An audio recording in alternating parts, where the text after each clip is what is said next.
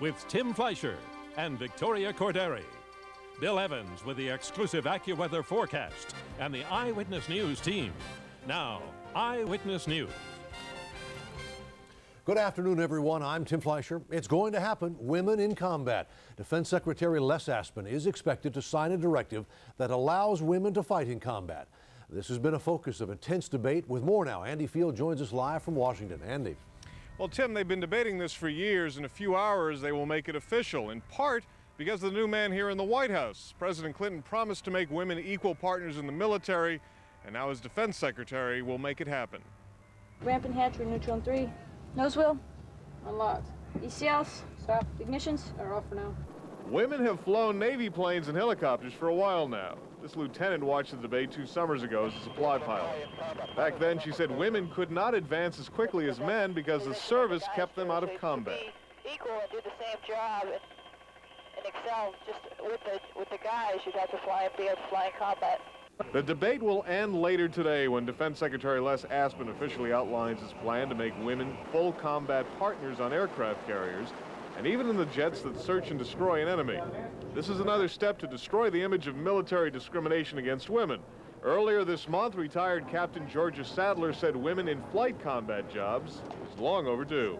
And unfortunately, people tend to think of women in combat as women in the foxhole with bayonets in their hands, rather than putting the best qualified person in the job. Putting women in more combat roles won't happen overnight. The Defense Secretary is expected to ask the Navy and Congress to drop the long-standing ban on women serving on warships. But the studies are over. The new president intends to keep his promise to guarantee equality throughout the military. Congress, by the way, has already changed the law that stops women from flying in most combat missions, but it has always been up to each individual military service to decide exactly which of the most dangerous missions they would allow women to fight in. We'll find out more details later on. We're live at the White House. I'm Andy Field, Channel 7 Eyewitness News. And another move in Washington. At this hour, President Clinton is introducing Lee Brown as the nation's new drug czar. The former New York Police Commissioner will have cabinet status, but administration sources say he will have a very lean staff to work with. Clinton's drug control budget has hardly changed from what former President George Bush allocated for that task. One law enforcement official in, another one on his way out. New Jersey State Attorney General Robert Del Tufo says he is leaving his post in a few months. Del Tufo will join a law firm in New York. 3 church workers are in need of a good lawyer this noon. Police say they didn't have a prayer after being arrested for stealing from the church poor boxes. Carlos Granda is live at St. Francis of Assisi on the west side with the latest on our story. Carlos. Well, Tim, churchgoers here at St. Francis of Assisi Church are shocked this noon. They just cannot believe that anyone would do something like this. They say it is the kind of thing that certainly makes you wonder what things are coming to. Trusted employees here for nearly 20 years are charged with literally stealing from the poor. Under arrest this noon, 55-year-old Ruben Peraza, his son 25-year-old Tarcisio Peraza, and Radames Mejia, a cook at the church. Police charged they were taking money out of the poor boxes. They had $1,000 in cash when they were arrested early this morning. Officials at St. Francis of Assisi Church say they had noticed a substantial drop in donations over the last few months, and that's when they decided to investigate. I've been monitoring this closely over the last 6 weeks or so. And then I began to institute some measures with our security people, and eventually we brought it to the attention of the police. Detectives say the method was very simple but very effective. The suspects allegedly only needed a coat hanger with what police describe as a sticky substance at one end. They would insert the coat hanger into the box through the slot and pulled out the money. At Peraza's home in Queens, his wife was visibly upset this morning. She told us in Spanish she didn't know anything about the arrests or the alleged robberies. Neighbors can't believe it. I don't think that's the truth, because I know them very well and they are very good people. I don't have nothing bad to say about them. How many years have you known them? Since we came here like 3 years ago. And in all that time? They have been so good, and I can believe this. At the church, they also find it hard to believe longtime and trusted employees would allegedly commit such a crime. A lot of people make sacrifices on behalf of the poor that we serve here. And to know that that was being misused or abused, it's frightening, it's disheartening. And the suspects are being charged with grand larceny, possession of burglar's tools, and possession of stolen property. and we're live this noon in Midtown. I'm Carlos Granda, Channel 7, Eyewitness News. Police in Westchester also caught a suspect who appears to be on thin ice. The ice skating instructor disappeared just as he was about to go on trial on rape and sexual abuse charges. Steven Savino was arrested in Plymouth, Massachusetts after an anonymous caller tipped off police. Savino had pleaded innocent to charges he raped and sexually abused some of his students.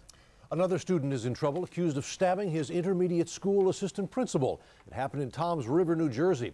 The 14-year-old 8th grader appears in juvenile court today. Doctors say a 6-inch knife left a puncture an inch away from the heart of 51-year-old Gene Panico. The Ocean County prosecutor says the boy was in the office for fooling around. Police say he drew a butterfly knife and then stabbed the principal in the back. At a school meeting last night, parents of many of the students, or of other students, considered it an isolated incident. I'm really not worried about it. My daughter will be here next year, and I feel comfortable with it. Like they said before, it was isolated, and I'm sure, that there are other kids, that if they have the opportunity, they, might bring something in. The assistant principal is in critical but stable condition. A stabbing on Long Island. Police in West Hampton Beach have charged a 13-year-old girl with first-degree assault. They say she used a small steak knife to stab a 15-year-old girl in a school parking lot. They say the two girls have been arguing over a boy. The victim is in good condition this noon. Friends and family of an 8-year-old Brooklyn boy are saying goodbye today. He was the victim of a hit-and-run driver. Funeral services were held this morning for Jonathan Medina. He died over the weekend after being hit by a motorist police say has a history of reckless driving. 23-year-old Mordecai Levy has been charged with manslaughter in connection with the young boy's death. The Transit Authority reportedly is taking the city for a less-than-clean ride. Published reports say the TA is spending $406 million to buy 1,500 diesel buses instead of buses that run on natural gas that are less polluting. Environmentalists say the diesel buses will mean the use of dirty fuel going into the 20th century. And 2 fireboats bought by the city for $7 million are the focus of an investigation. The Department of Investigation reportedly is reviewing the way the fire department handled the companies who bid to sell the boats.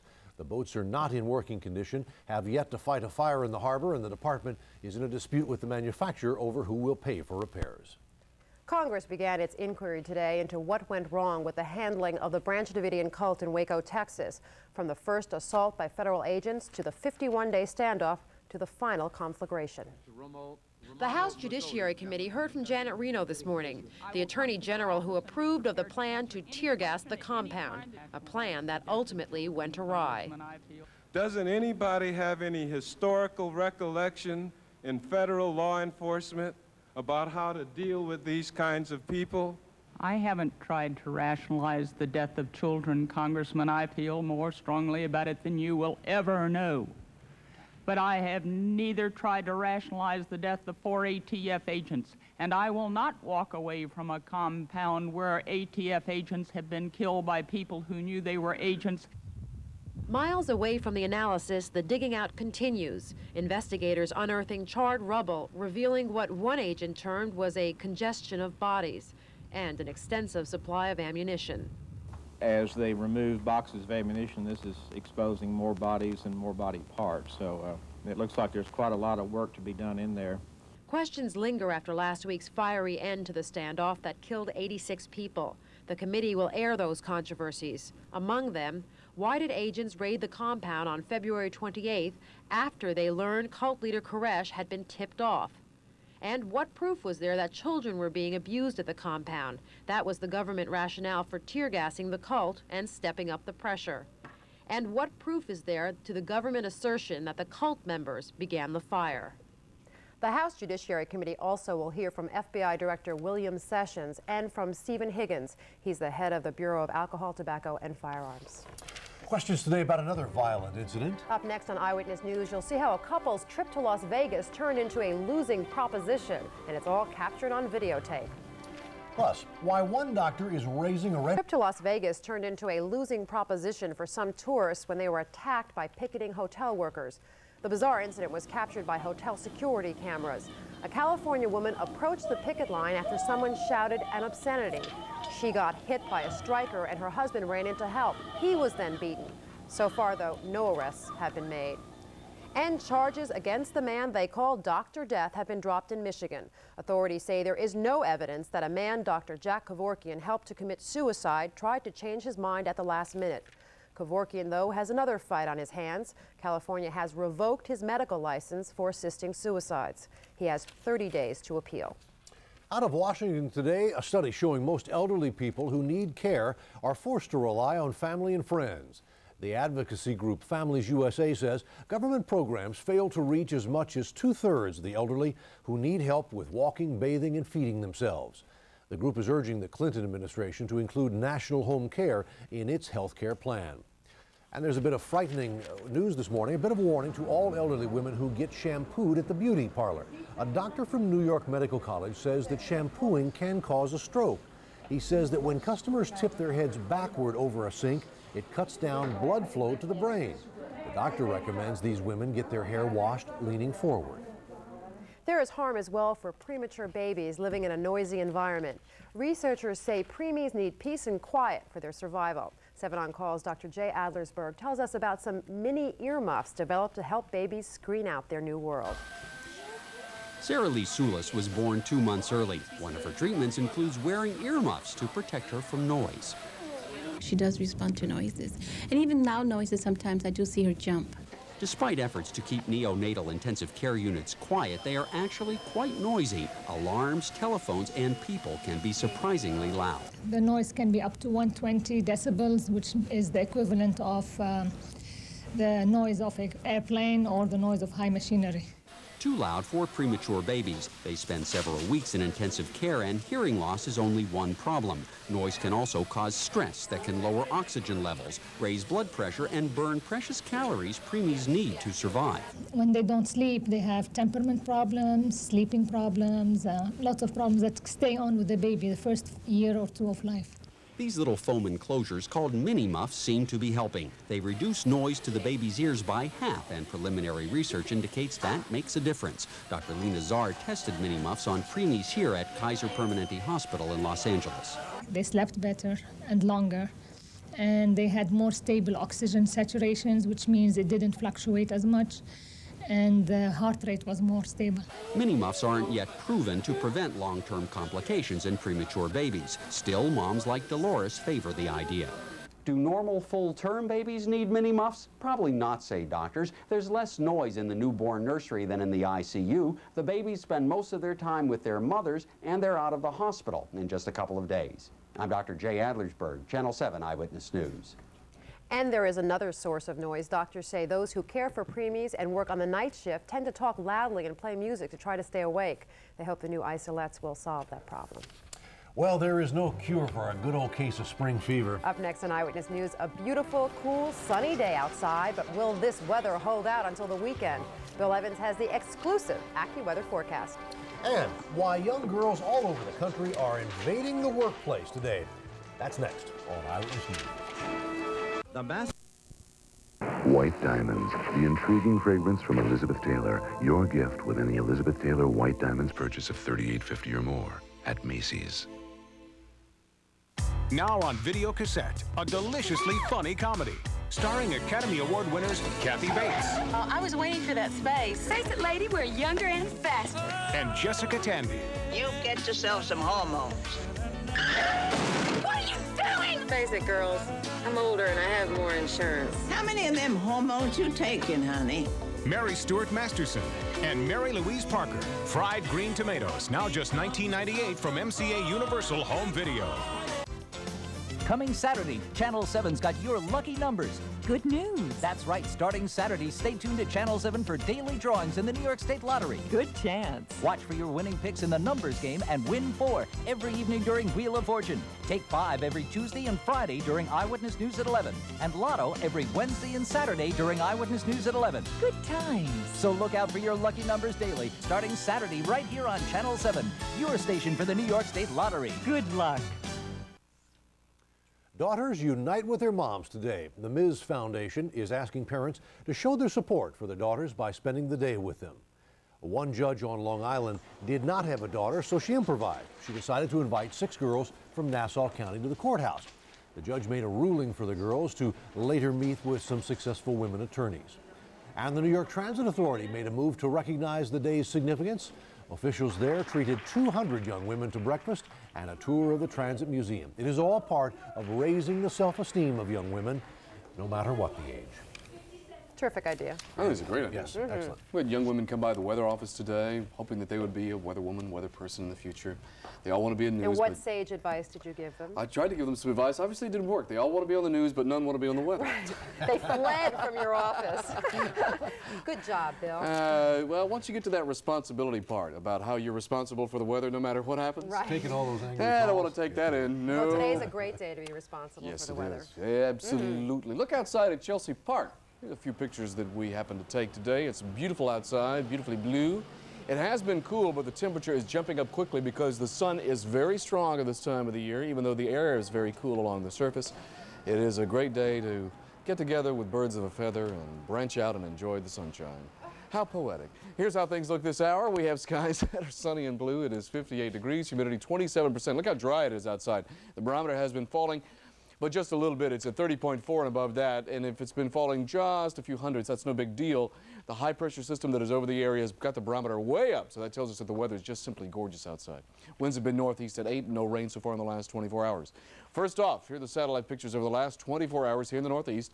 Nary a cloud can we scare up across the tri-state area. It's been beautiful and blue, just a gorgeous day today. It will continue to be sunny because high pressure is protecting us all up the Atlantic coast today. A few clouds are streaming out ahead of a cold front, producing very little in the way of precipitation, hardly any this hour now. You can see it's weakening as it moves east. It will continue moving northeast. Here are the satellite pictures across the rest of the country. One system that we are watching, and that is a very intense storm system that is working its way now from the Rockies and developing across the Central Plains today. And that in turn is creating some thunderstorms right there across Kansas and Nebraska and right here in northern Texas around the Red River.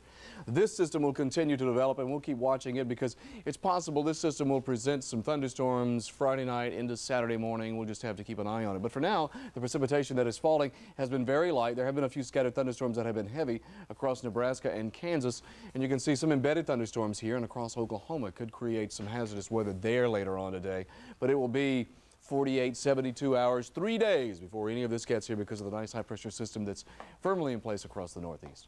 All right, here's what's going to happen this afternoon. We'll have great skies with a high of about 68, lots of sunshine. The front that I showed you just a few minutes ago that was working our way east, it should stay off in the Great Lakes and just really be very weak and present just a few sprinkles there. Otherwise, gorgeous weather tomorrow, even warmer. The winds will be out of the southwest, so that warm wind comes in, warms us up to 70 tomorrow, and it will be gorgeous. The system that presents thunderstorms in the southwest will stay there for another 24, 48 hours. East is best, of course. Here's the forecast for the rest of today. Sunshine, pleasant, beautiful. High this afternoon, 68. Tonight, it's going to be nice. It will be cool in the suburbs. Look at that, 30 still in the suburbs, but that's warmer than last night. I don't think you'll see any frost in the morning. A little bit too warm for that. Sunny and nice tomorrow, 70 to high. The exclusive AccuWeather 5-day outlook. Look at the weekend, where it will be partly sunny on Saturday, sunny on Sunday. Take that.